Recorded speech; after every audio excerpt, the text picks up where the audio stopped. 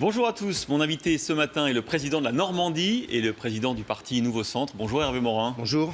Alors on va commencer par ces images exclusives LCI de l'arrestation, enfin de l'interpellation plutôt hier de Éric Drouet dans le cadre d'une manifestation à Paris, en tout cas d'un rassemblement en hommage aux victimes des violences des dernières semaines.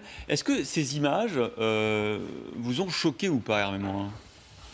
Écoutez, il y a la loi. Très bien, la loi, c'est l'obligation de faire savoir qu'on va manifester. Et puis, il y a l'esprit de la loi. Est-ce qu'on a affaire à quoi ? À 20 personnes. C'est ça, une quinzaine, oui. Ouais, 15 personnes qui disent vouloir poser des bougies. Je veux dire que si on voulait créer les conditions pour que ces manifestations reprennent de l'ampleur à partir de samedi, on ne s'y prendrait pas mieux. Il y a une espèce d'amateurisme dans la gestion de tout cela qui est assez extraordinaire. Soit les services de renseignement seront en capacité de pouvoir démontrer que derrière tout ça, il y avait une opération qui allait être violente. Mais sorti de ce schéma-là, on ne comprend pas bien pourquoi on déploie autant de force pour créer un événement de quelque chose qui aurait pu faire une brève le lendemain matin dans les journaux télévisés. Est-ce que c'est de l'incompétence ou alors peut-être du machiavélisme politique pour justement relancer ce mouvement des Gilets jaunes, et on se demande bien pourquoi. Écoutez, l'idée selon laquelle il faudrait relancer le mouvement des Gilets jaunes parce qu'il y aurait des élections européennes ou des schémas de ce genre, parce qu'en effet les Gilets jaunes rogneraient une partie de l'électorat ou des voix du suffrage de Mélenchon et de Le Pen, très franchement, on ne peut pas imaginer autant de cynisme. Pour moi, c'est même pas concevable. Le pays... De faire, par exemple, d'Éric Drouet la tête de liste des Européennes pour les Gilets jaunes. Le gouvernement l'installerait. Le pays est dans une situation extrêmement explosive. Rien n'est arrêté. On voit très bien qu'à tout moment, un événement peut créer l'incandescence. Et donc, penser que d'abord et avant tout, le pouvoir exécutif pourrait être sur un autre schéma que de recréer un climat de confiance, de recréer les conditions du dialogue, me semble improbable et inconcevable. Je pense qu'on a au moins à la tête de l'État un minimum de sens des responsabilités pour éviter ce genre de schéma. Moi, ce que je ressens, c'est que désormais, à tout moment, tout peut s'embraser. Et donc, on voit très bien qu'on a totalement désinhibé une partie de nos compatriotes qui ont envie de renverser le système, qui ont envie de foutre le bordel de façon absolument totale. Et donc, ce qu'il faut, c'est recréer les conditions d'un dialogue. Et les conditions, pour l'instant, elles ne sont pas remplies. Vous êtes presque en colère ce matin de voir que le gouvernement a demandé à la police, ou la police a agi de telle sorte hier soir. Oui, je dis, on est dans un amateurisme qui dépasse toute borne. Enfin, 15 personnes, regardez dans la rue, qui sont en train de marcher pour aller déposer des bougies. On en crée un événement pour bâtir en quelque sorte un nouveau schéma alimentant le sentiment que le pouvoir ne veut pas entendre le mouvement populaire. J'ai aucune sympathie particulière pour telle ou telle personne dans cette histoire. Mais ce que je ne comprends pas, c'est voilà, cette méthode qui consiste chaque semaine à créer les conditions pour qu'on remette 100 balles dans la machine. Comme vous le disiez, on ose imaginer que c'est un sondage comme celui d'Odoxa il y a quelques jours, où on voit qu'effectivement la présence d'une liste Gilets jaunes aux européennes ferait 8%, certains sondages disent 12%, et affaiblirait à la fois le Rassemblement national, mais surtout, vous allez le voir, la France insoumise, qui ne serait plus qu'à 10,5%, quand une liste Gilets jaunes, elle, serait à 8%. On espère que ce n'est pas ça la référence du gouvernement. Hein. Voilà. Moi, je termine par une chose. J'ai demandé au Premier ministre des mesures pour les commerçants et les indépendants dans les centres-villes, notamment dans les villes moyennes. Des délais de trésorerie. Non, je ne demande pas des délais de trésorerie. Je demande des mesures qui soient des réductions de cotisations, de RSI, bref. Faire en sorte que des commerçants et des indépendants qui ont terriblement souffert au mois de décembre, dont on peut estimer qu'une partie d'entre eux seront en grand danger, avec des risques de dépôt de bilan massifs au mois de janvier. Et le raisonnement du pouvoir serait de se dire on va continuer à créer les conditions du blocage d'un certain nombre de points du pays qui, derrière, ont des conséquences économiques absolument majeures d'hommes et de femmes qui doivent lutter contre la grande distribution, qui doivent lutter contre Amazon, dont la condition est déjà difficile. Tout ça, moi, me paraît ahurissant. Et vous avez vu, il y avait déjà des appels avant hier à une nouvelle mobilisation samedi prochain. Là, la crainte qu'on peut avoir, c'est que ce qui s'est passé hier soir à Paris ne donne envie. Écoutez, moi, ce que je voudrais, c'est que on remette...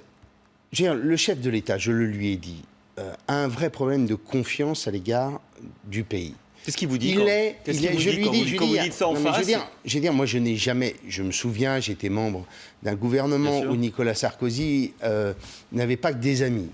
On a vu le quinquennat de François Hollande avec une espèce de mépris qui existait dans une partie de l'opinion publique. Mais là, on est sur un sentiment de haine à l'égard du chef de l'État que je n'ai jamais vu dans ma vie politique. À Macron, vous êtes haï par les Français ? Je lui dis qu'il a... je lui dis à peu près ça. Et comment il réagit ? Il ne répond pas, mais ce que j'entends, c'est cela. Il l'a vu d'ailleurs. On a un président de la République qui est dans une situation où il peut à peine se déplacer en France. C'est ça quand même. Il est en résidence surveillée à l'Élysée. Tout ça ne peut pas durer éternellement. Et donc, au bout du compte, ce qu'il faut, c'est faire les gestes, avoir les mots, pour faire en sorte qu'on puisse recréer les conditions du dialogue, de la confiance, dialogue qu'il appelle de ses voeux, dialogue qui doit être organisé au plus près des territoires. Et vous voyez bien que cette histoire-là, elle n'est pas simple. Parce qu'au bout du compte, si dans quelques mois, on continue à avoir de tels mouvements, la seule solution qui restera, c'est le suffrage universel. Du coup, vous voulez parler de démission du président ou de dissolution de l'Assemblée ? Je pense qu'à un moment ou un autre, on n'aura pas d'autre choix que d'aller vers l'appel aux Français en disant, voilà, écoutez, il y a une situation inextricable, il n'y a aucun moyen d'arriver à recréer les conditions et les fils d'un dialogue.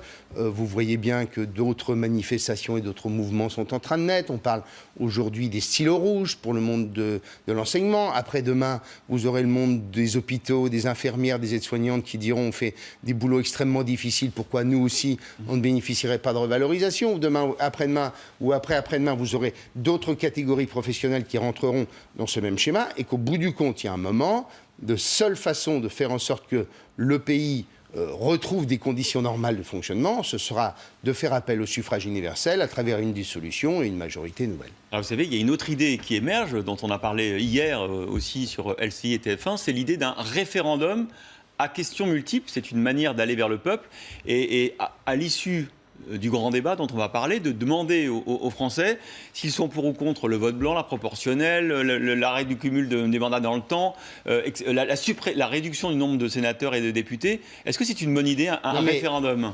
Justement pour retourner sur le peuple. Entendons-nous bien. Je suis pour la réduction du nombre de députés. Je suis pour la réduction du nombre des sénateurs. On peut trouver... Une dose de proportionnelle. Une dose de proportionnelle. La reconnaissance du vote blanc. Oui, tout ça. Vous pourriez voter oui à toutes les questions du référendum. J'ai défendu tout ça quand j'étais parlementaire. Mais je dis à l'exécutif, attention, on sait quelle est l'arme du référendum. On peut le faire dans tous les pays démocratiques où on voit à quel point souvent le référendum s'est retourné contre celui qui l'a initié. Et qu'à la réponse, à la question, ce sera une autre réponse. Même s'il y a plusieurs questions. Oui, la réponse ce sera est-ce qu'on est pour ou contre Emmanuel Macron ? Et vous verrez comment ça se terminera. Moi, parce que moi, je l'écris d'avance. Même si c'est un... Même si les questions sont populaires, même si les Français sont en effet favorables à toutes ces idées-là, je suis absolument convaincu. Les Français diront 5 fois non parce que c'est Macron. Le schéma, on leur dira c'est pour ou contre Macron, et que là, la réponse, elle va être immédiate. D'accord. Alors, on va revenir sur les réactions politiques. Vous avez dit vous-même à quel point vous étiez surpris, choqué, interpellé par cette interpellation hier d'Éric Drouet. Et vous avez parlé du caractère un peu insurrectionnel du peuple français. Vous avez dit les Français sont prêts à tout aujourd'hui, on a l'impression.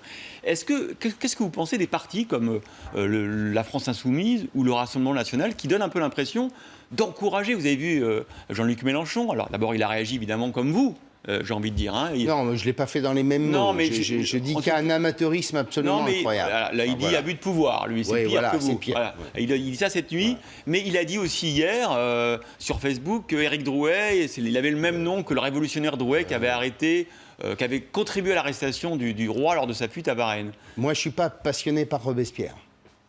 Moi, je suis girondin. Ma référence, c'est pas celle-là. La révolution de Robespierre, c'est pas Thermidor, c'est pas vous. Thermidor, c'est pas mon modèle. Très clairement, on connaît la passion de M. Mélenchon pour tout cela. Très bien. Ce que je sais, c'est que pour les uns comme pour les autres, c'est-à-dire tant pour le Rassemblement national que pour la France insoumise, l'émergence d'une formation politique autour du mouvement des Gilets jaunes est leur pire cauchemar. C'est leur pire scénario.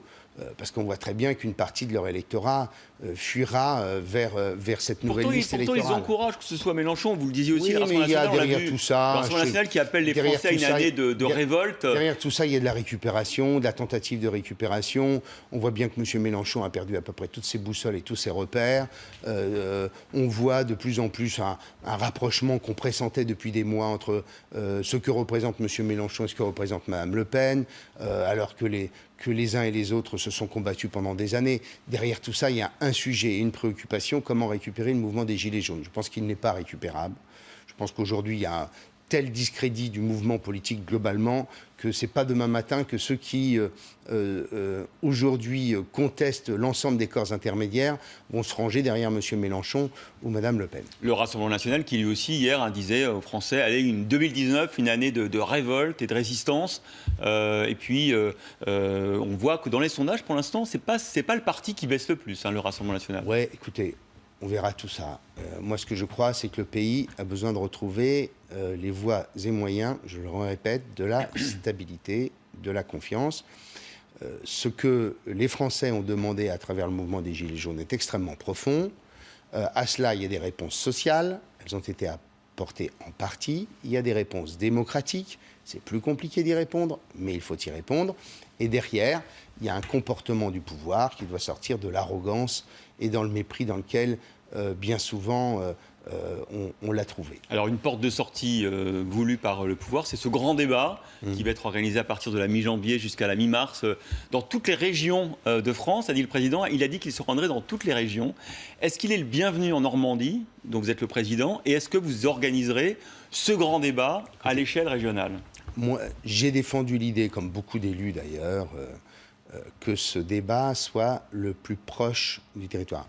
Lorsqu'on a eu cette réunion à l'Élysée, un des représentants a dit qu'il faut en clair que tout compatriote puisse y aller en vélo ou à pied. Je pense que c'est le bon modèle. Ça ne peut pas être organisé par le maire lui-même, mais le maire doit être un auxiliaire pour faire en sorte que ce débat ait lieu. Mais pour l'instant, enfin mon sentiment, c'est que l'organisation du débat va être extrêmement compliquée. D'une part, parce que les revendications sont absolument multiples. Ça va de toutes parts. Moi, j'ai rencontré beaucoup de gilets jaunes, puisque je les ai défendus depuis le début, mais sans récupération politique. Mais j'ai constaté simplement ce qu'on vivait au début, c'est-à-dire des Français disant « on veut vivre de notre travail », point, c'est tout.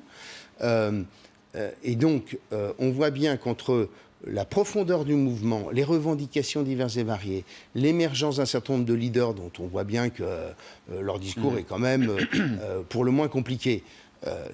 Organiser ce débat, en tirer quelque chose, et que derrière, il n'y ait pas une immense déception qui crée en quelque sorte une relance d'un mouvement et d'un mécontentement général, le risque est élevé. Le risque est extrêmement élevé. Est-ce que vous allez jouer le jeu ? Est-ce qu'en Normandie, quand le président viendra, parce qu'il viendra en Normandie, est-ce que vous l'accueillerez ? Est-ce que vous lui remettrez des cahiers de doléances des Gilets jaunes vous-même ? Je l'organiserai, ce débat, déjà en tant qu'élu local que je suis. Bien sûr. Et je ferai en sorte, comme tous mes collègues présidents de région, de créer les conditions pour que ça se passe bien. Mais très clairement, ces débats, il y a une grande demande de proximité du pouvoir. En vérité, nos compatriotes ne veulent plus de la verticalité. Derrière tout ça, il y a toute la question de l'élection du président de la République au suffrage universel. Que vous remettez pas en cause. Moi, j'ai toujours estimé que la Ve République créait plus de déceptions que les conditions de la réforme et de la transformation du pays. Parce qu'on est dans un système complètement cathartique où on élit un homme qui devient une espèce d'homme providentiel et 9 mois plus tard, on a une déception absolument majeure. Vous seriez pour un changement de régime ? Moi, j'ai toujours été favorable pour écrire une nouvelle constitution dans laquelle on rétablissait un modèle avec un vrai équilibre des pouvoirs. Aujourd'hui, le Parlement n'a plus aucune légitimité politique propre. Il est simplement la résultante d'une élection présidentielle avec des députés qui n'ont aucune autonomie politique d'aucune sorte. Et je pense qu'il faut sortir de ce schéma qui nous amène non pas à être en capacité de mieux se réformer, mais qui nous amène très vite à un blocage parce que celui qui a été élu oublie son score du premier tour. Donc si j'entends bien, Hervé Morin, le centriste, est radical, il veut changer la Ve République. Est-ce que c'est ce que vous pourriez J'ai fait, il y a bien longtemps, il y a quelques années, avec Arnaud Montebourg, toute une série de colloques et de débats sur l'écriture d'une 6e République. Est-ce que ça sera votre contribution au débat qu'appelle Macron de ses voeux? Est-ce que vous allez lui dire, Macron, est-ce que vous allez lui dire une 6e République? Ma contribution, elle sera aussi sur l'idée que écrire une nouvelle relation des Français avec le pouvoir, c'est écrire un pacte girondin. C'est faire en sorte qu'on ait une République plus décentralisée, parce que moi, en tant que président de région, quand j'écris ma politique en faveur du soutien à l'exportation avec les chefs d'entreprise, je l'écris en passant le temps nécessaire pour que nous co-construisions ces éléments. Quand j'écris ma politique agricole dans la région, je l'écris à travers des dizaines de réunions, des centaines d'acteurs, et on bâtit une politique agricole qui devient performante et qui est aujourd'hui saluée.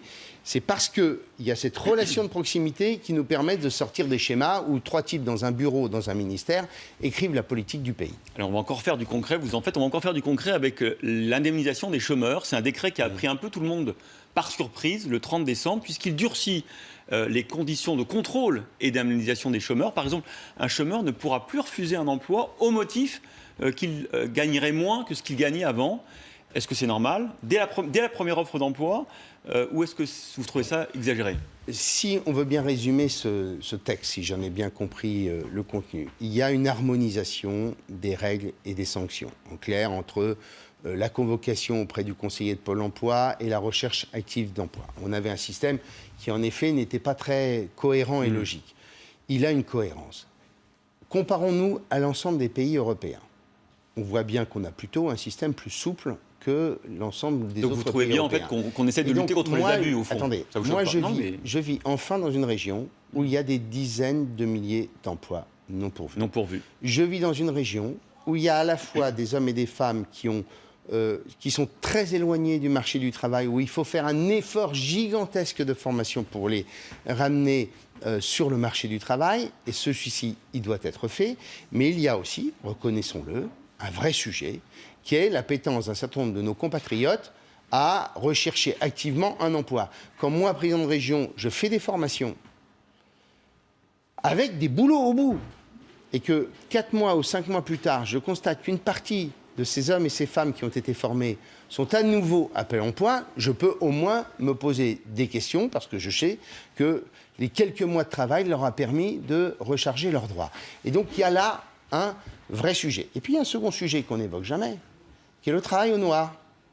Parce que souvent, il y a aussi ce sujet-là. C'est-à-dire qu'on cumule un certain nombre d'allocations chômage avec du travail au noir, et qu'au bout du compte, c'est tout de même un système qui est plus bénéfique que d'aller bosser tous les matins. Et donc le décret qui prévoit aussi des sanctions plus rapides en cas de recherche insuffisance d'emploi, ça va dans le sens de ce que vous dites? Moi, je pense qu'il faut construire un modèle sur des droits et des devoirs. Oui, la République doit être solidaire quand vous vous retrouvez sans boulot, parce qu'il y a des tas de Français qui recherchent réellement un boulot.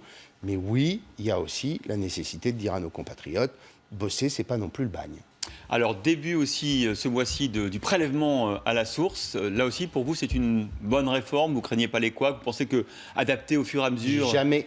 Là, vous voyez, on est exactement sur le modèle de la mesure techno que tous les technos de toutes les depuis des années essayaient de vendre à une majorité.